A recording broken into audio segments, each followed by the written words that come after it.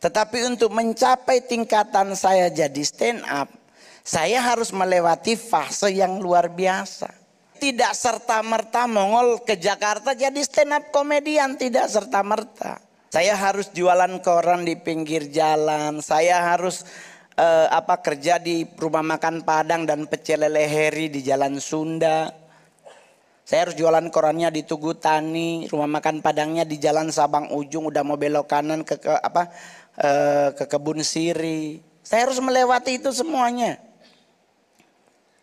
Tetapi kenapa saya bisa melewati itu dengan indah? Kenapa bisa melewati itu dan bisa Tuhan promosikan sampai hari ini saya sebagai stand up komedian terbaik, terlaris, termahal di Indonesia.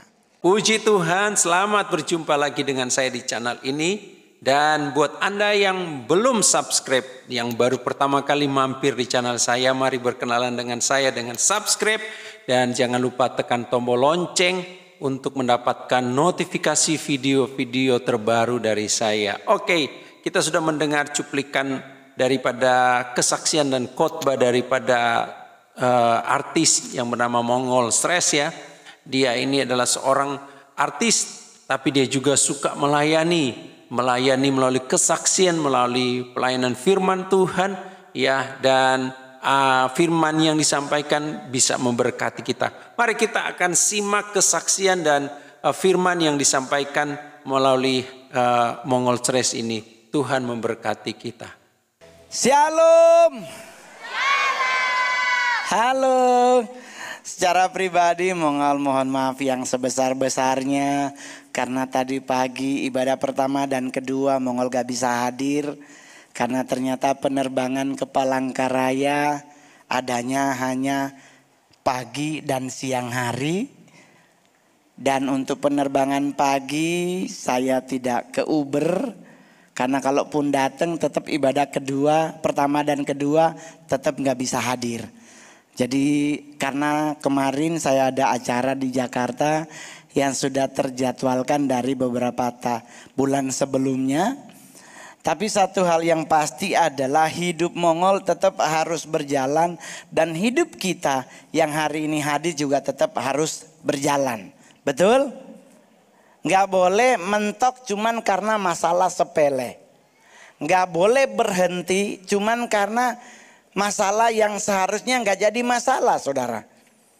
Saya jujur kalau mau dibandingkan dengan teman-teman saya yang lain, mau dibandingkan dengan saudara-saudara yang lain,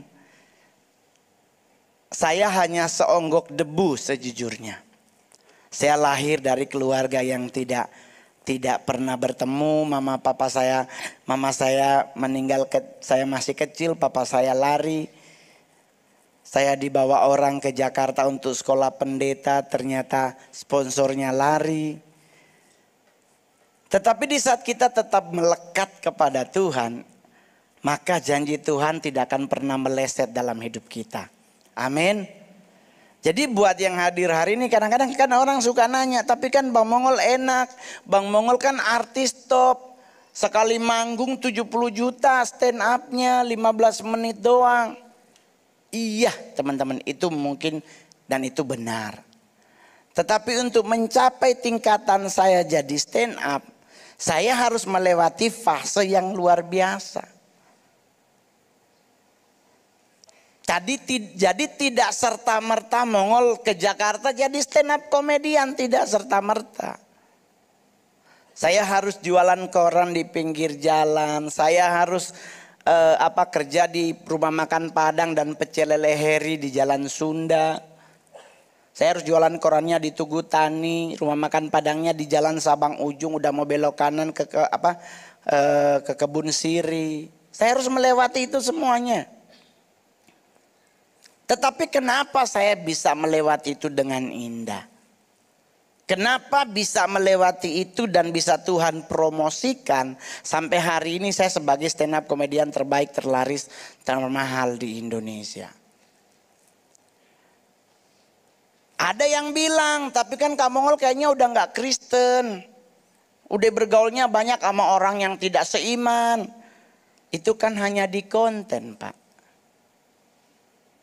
Karena buat saya sampai hari ini, kalau bukan karena kebaikan Kristus, kalau bukan karena perkenanan Tuhan, gak mungkin saya jadi artis Bapak Ibu.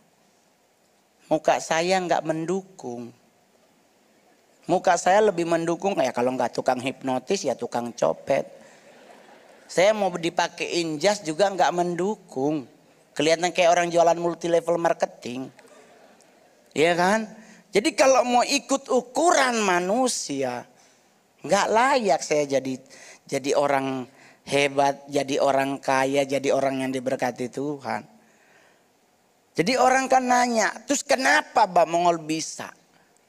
Nah ini dari kita dulu. Ini saya selalu khotbahin di setiap ibadah dimanapun kalau saya baru pertama kali khotbah.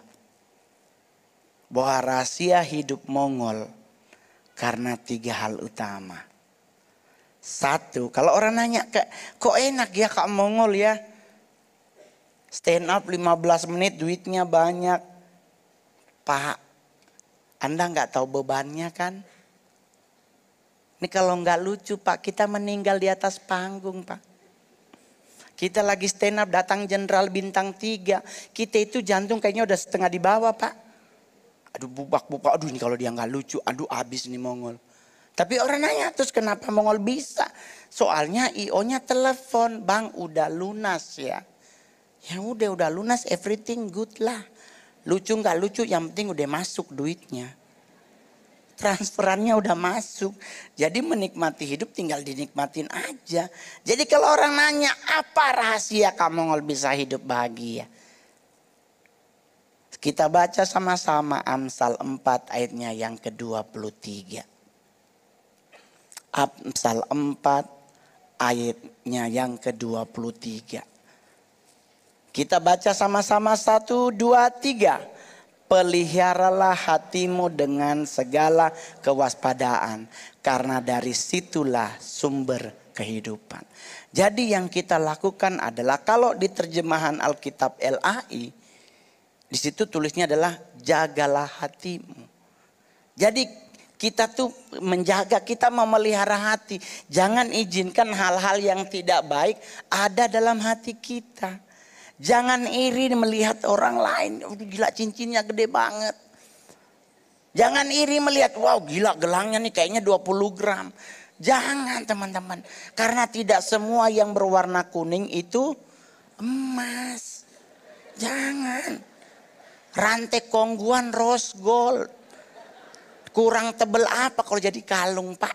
Jadi jangan percaya, jangan kita fokusnya ke situ. Tapi fokuslah kepada Kristus. Iya dong, kalau saya punya sikap iri hati terhadap orang lain, gak mungkin sukses hidupku. Karena pasti fokus hidupku bukan untuk kemajuan hidupku, tapi bagaimana caranya orang itu harus jatuh. Sedangkan kita juga tetap setiap hari harus menjalani hidup. Jadi kita jangan izinkan sesuatu yang tidak baik ada dalam hati kita. Izinkanlah kita memelihara hati kita dengan hal-hal yang positif. Hal-hal yang sesuai dengan firman Tuhan. Saya kalau boleh jujur, saya pingin balas dendam kepada keluarga saya. Karena mereka mau masuk mamaku sampai mati. Ada nanti di Netflix videonya.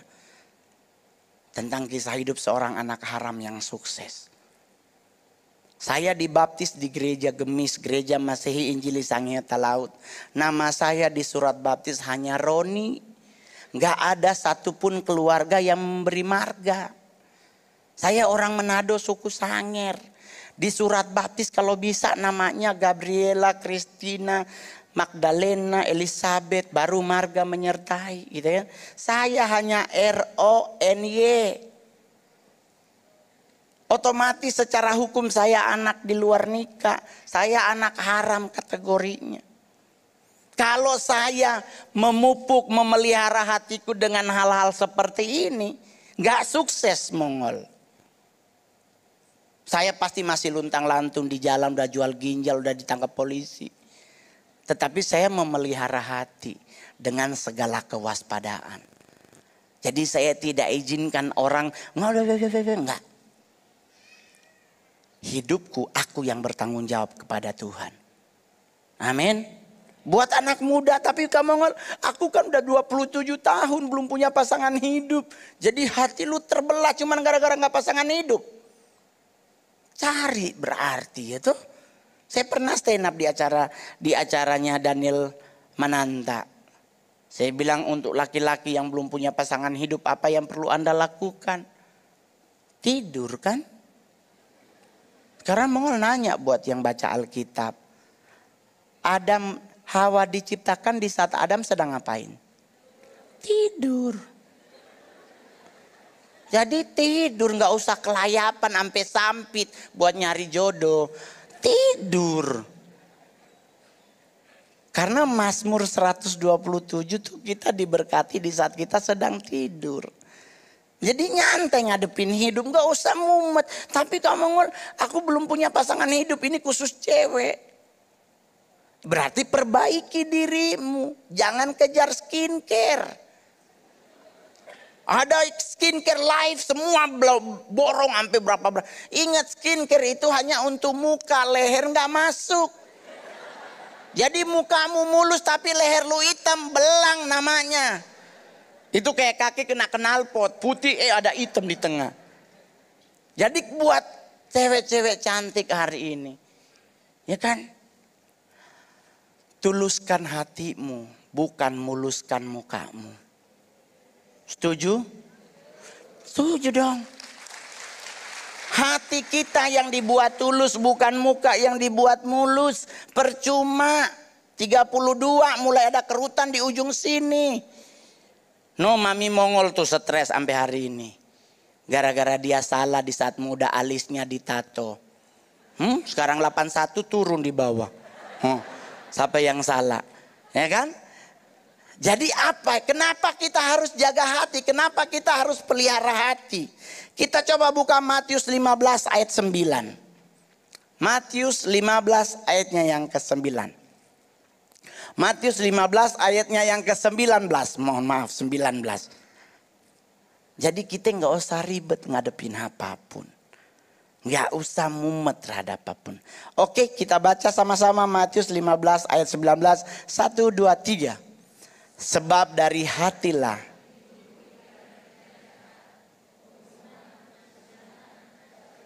pencurian, kesaksian palsu dan penghujatan. Itulah kenapa Tuhan suruh kita pelihara hati. Kenapa Tuhan suruh kita jaga hati. Karena kalau kita tidak menjaga, hati kita akan mulai timbul hal-hal yang gak baik. Itu gara-gara hatimu terluka, dukun bertindak. Banyak tuh dalam hal percintaan. Ya kan? Ke orang pinter. Padahal yang datang S1. Orang pinternya SMP nggak lulus. Dah kita bingung ini yang pinter siapa gitu. Akal kita, pikiran kita berubah. Kenapa? Karena udah nggak terjaga hati kita. Akhirnya tindakan yang kita lakukan melenceng dari firman Tuhan. Pak, kalau saya pingin pindah agama, udah dari sinetron Maija pengen ke Mekah, saya bisa pindah agama. Tapi orang tanya kenapa kamu nggak pindah? Ya selama babi kecap masih ada. Saya Manado sayang. Aduh, babi kecap Manado tiap panas-panas, nasi panas. Sebedeus, Andreas dan Simon Petrus lewat gua cuekin pak. Karena sampai hari ini nggak ada bukti orang mati gara-gara makan babi. Tapi kan Kak Mongol babi menjanjung cacing kremi yang dimasak pada 1000 derajat Fahrenheit. Nggak akan mati babi cacingnya. Iya bener bisa bener. Tetapi kan kita dikunyah babinya. Ya putus dong cacingnya. Dimasak nggak mati tapi digigit habis tuh cacing. Jadi kenapa kita jadi ribet? Jadi bagaimana caranya? Ya kita harus pelihara hati. Biar gak timbul hal-hal yang tidak-tidak. Keinginan daging kita itu kalau udah kerjasama sama hati dan pikiran. Pasti akan terjadi. Saya Bapak Ibu bisa hidup dalam yang namanya hedonisme. Saya bisa kumpul kebo. Saya artis panggung. Salah satu upeti dari orang-orang tertentu di Lokati Show adalah perempuan. Saya di Batam, ceweknya umur 18 tahun di lobi pakai baju hijau. Dijelasin pakai jus alpukat. Mongol datengin ceweknya, dek pulang aja. Bang saya udah dibayar loh buat ini, buat mijitin abang, pulang aja.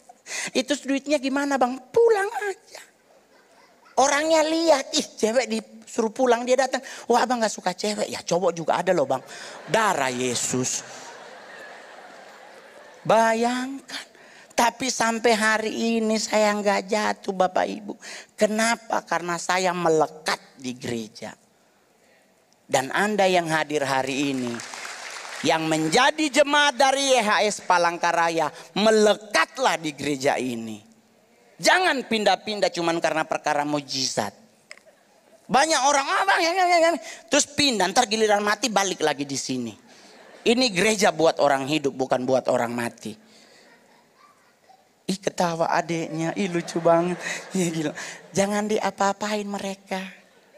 Kata Yesus, mereka yang punya kunci kerajaan Tuhan. Ini kalau sampai dia ngambek hilang gak masuk Bapak. Ya kan? Dia yang megang kunci. Kedua, apa yang harus kita lakukan? Roma 12 ayatnya yang ketiga. Roma 12 ayatnya yang ketiga. Kita pertama adalah pelihara hati. Apa yang kedua? Kita baca sama-sama Roma 12 ayatnya yang ketiga. 1, 2, 3. Karena anugerah yang dia berikan kepadaku, aku berkata kepada setiap orang di antara kamu agar tidak berpikir melampaui kepada tiap-tiap orang. Tuh. Agar tidak berpikir melampaui yang seharusnya dipikirkan. Jadi apa yang harus kita lakukan? Pertama, pelihara dan jaga hati. Kedua, mengendalikan pikiran. Kalau kita pikirannya terlalu ribet, nggak akan pernah maju loh Pak. Mentok di situ. Pak Bongol jangan lewat kuburan itu. Katanya ada kuntilanak di situ. Ya nggak lewat situ kita. Kalau saya, Pak Mongol katanya ada kuntilanak di pohon itu. Dibilangin ke hamba-hamba Tuhan. Pakai minyak urapan loh pohon beringin didoain. Gue nanya ngapain didoain? Biar gak ada kuntilanak Bang Mongol. Yang bener potong pohonnya. Kenapa pakai minyak urapan yang bisa menyembuhkan orang kok sekarang dipakai buat pohon? Potong, kalaupun ada kuntilannya gak usah dipotong. Congkel aja pakai galap, letak. Jatuh nih, meninggal kedua kali kuntilanaknya. Jadi kita nggak usah mikir yang lebih. Kadang belum terjadi udah kita terlalu khawatir. Ingat Bapak Ibu, kasus Tanjung Lesung tsunami. Tsunami Selat Sunda yang terjadi di Tanjung Lesung. Yang menewaskan sahabat-sahabat Mongol dari Band 17 maupun dari Timlo. Saya yang harusnya MC. Harusnya Mongol MC. Tetapi karena kebaikan Tuhan saya di cancel. Coba kalau seandainya Mongol ada di situ. Sekalipun Mongol jago berenang tetap ketimpa rijing out. Meninggoy bahasa sekarang. Jadi jangan memikirkan hal-hal yang melampaui dari yang seharusnya kita pikirkan. Karena hidup ini dijalani bukan dipikirin. Kenapa kita nggak boleh? Jadi Bang Mongol nggak boleh mikir ya? Boleh. Siapa yang bilang kita nggak boleh mikir? Boleh mikir. Tapi yang seperti apa yang harus kita pikirkan? Kita baca Filipi 4 ayat 8. Sebelum ayat terakhir. Karena nanti di ibadah jam 6:30. Ya kan? Mongol akan lagi melayani teman-teman semuanya. Filipi 4 ayatnya yang ke-8. Kita baca sama-sama. Akhirnya saudara-saudaraku, segala yang benar,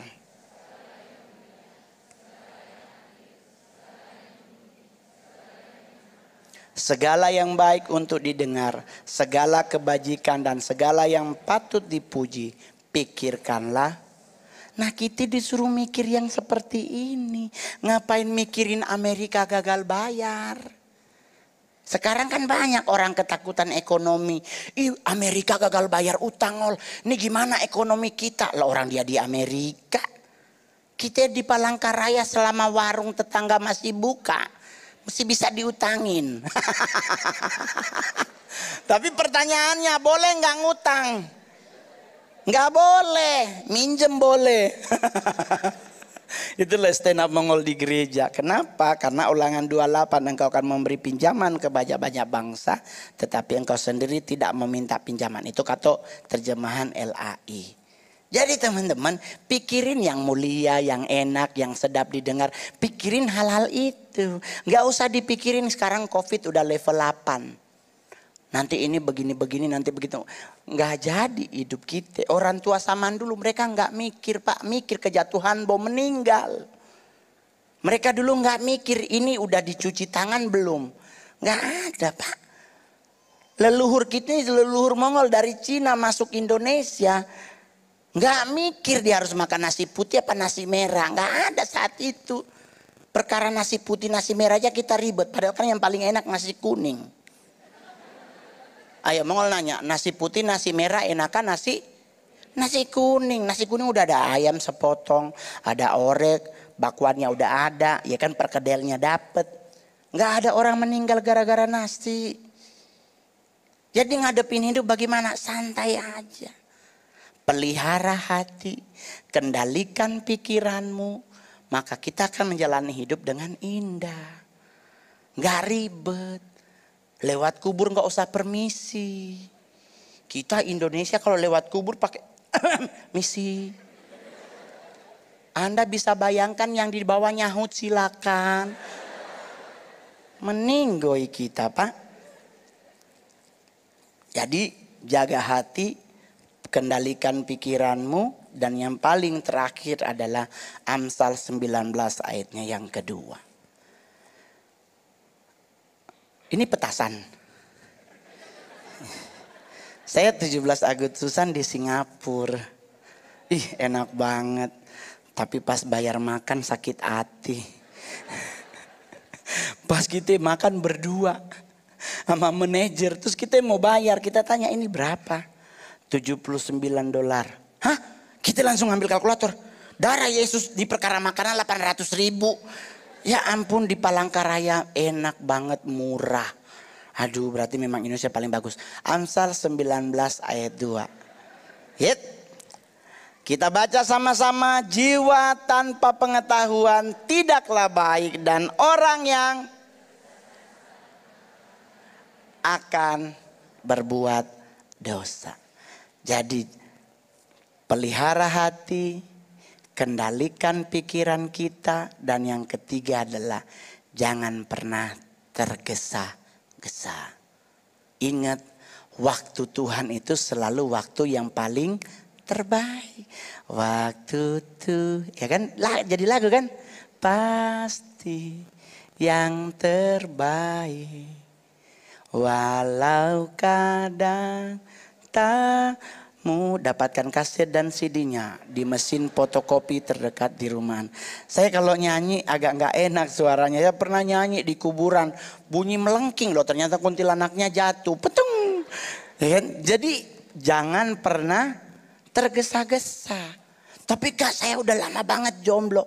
Ya santai aja. Berarti Tuhan izinkan Anda kerja nabung. Karena untuk berumah tangga sekarang gak cuma pakai cincin 2 gram. Sekarang cincinnya harus ada berliannya.